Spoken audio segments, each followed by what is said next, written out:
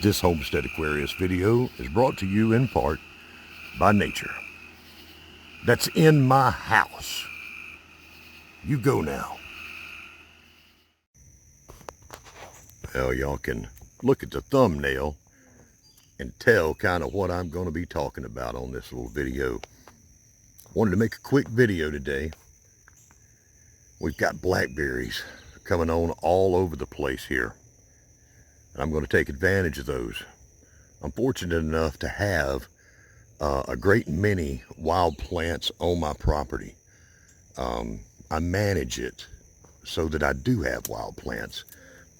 I may have a few too many right now. But I have a lot of food here that makes itself.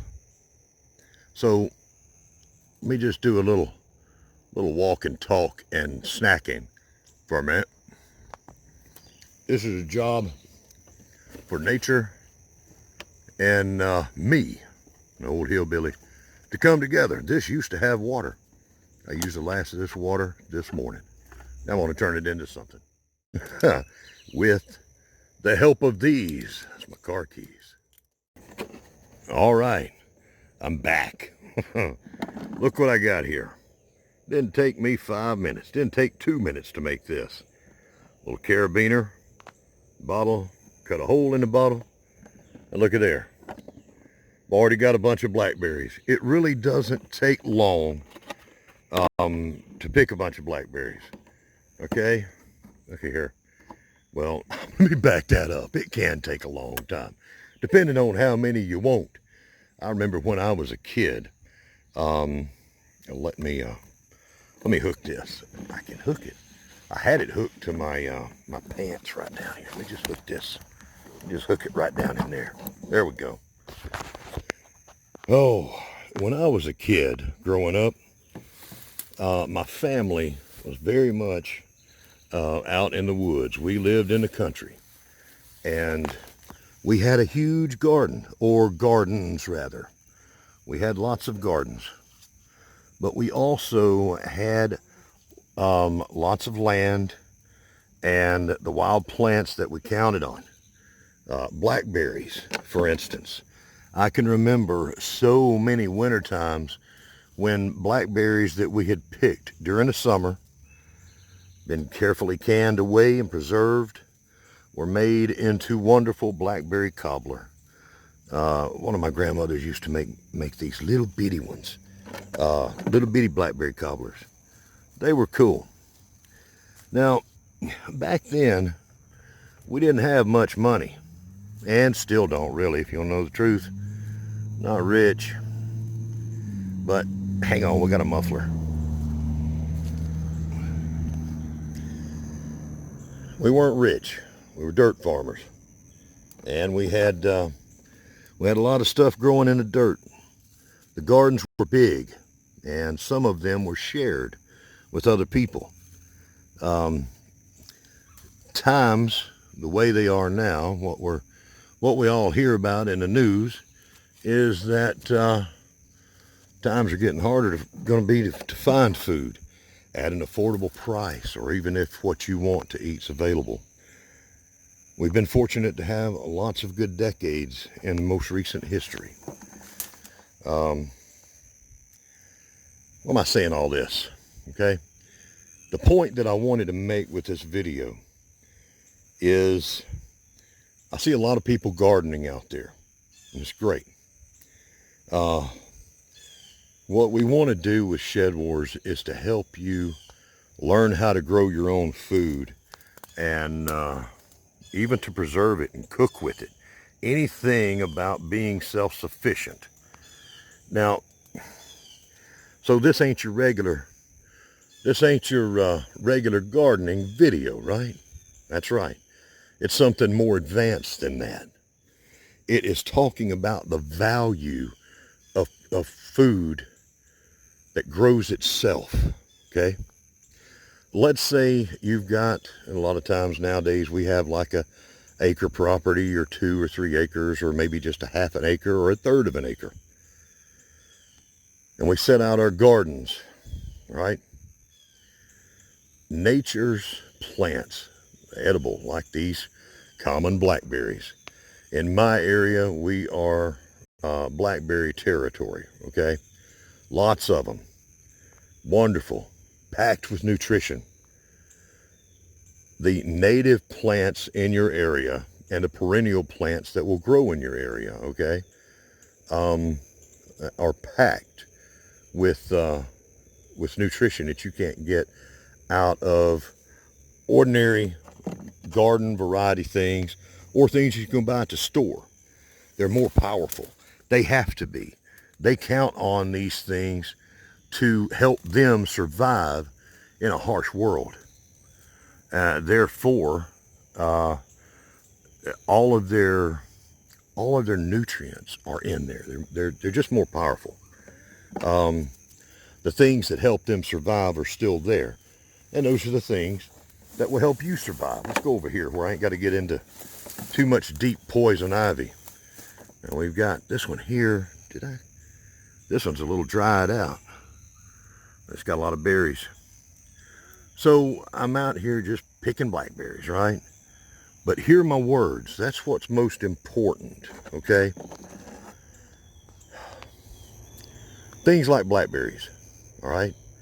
If you've got a property, you get you some blackberries started, wild blackberries, with these nasty thorns on them.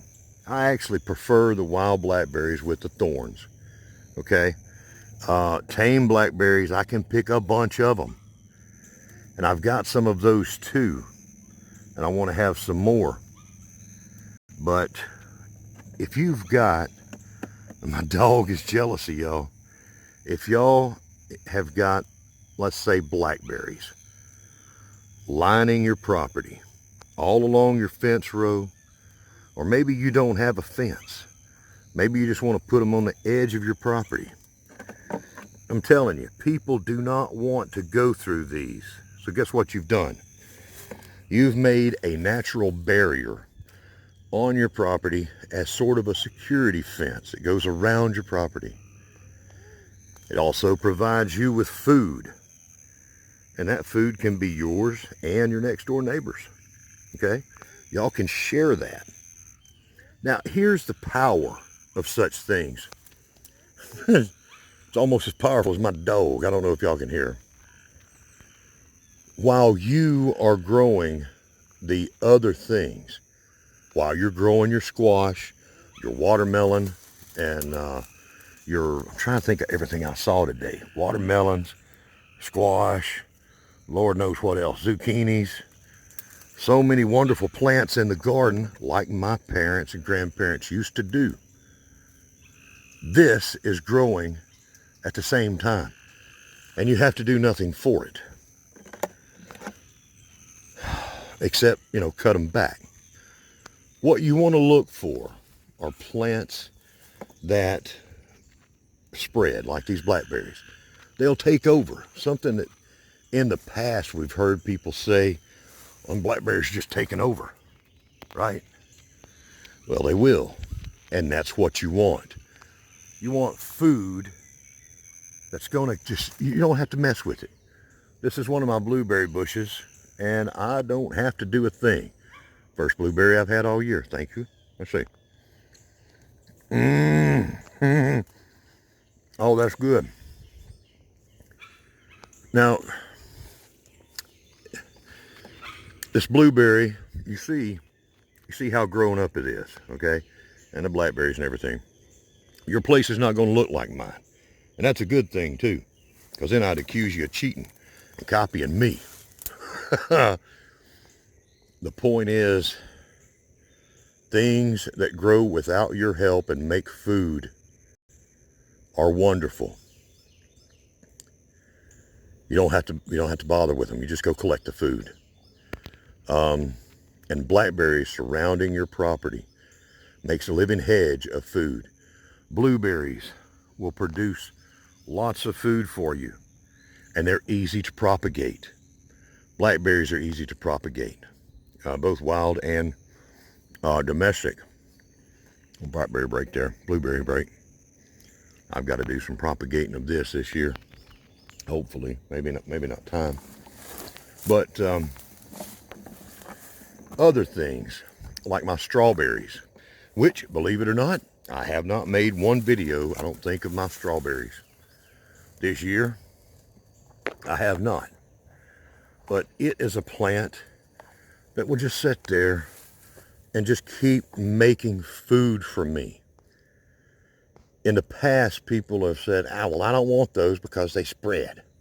Okay? They just won't stay put. That's what you want.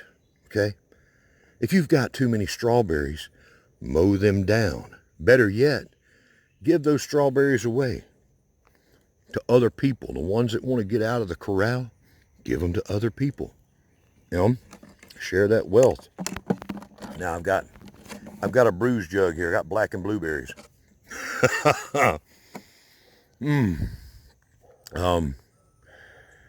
When I was a kid, we counted on things like this to help us. We had large gardens, and we worked large gardens. Hang on a second. We had large gardens. Shoot, we had, I think we had one potato patch that was probably close to a half acre. We were feeding at least 2 families and then giving away food. That's what you want to do. And you may not be able to have, that many potatoes, but you can have some.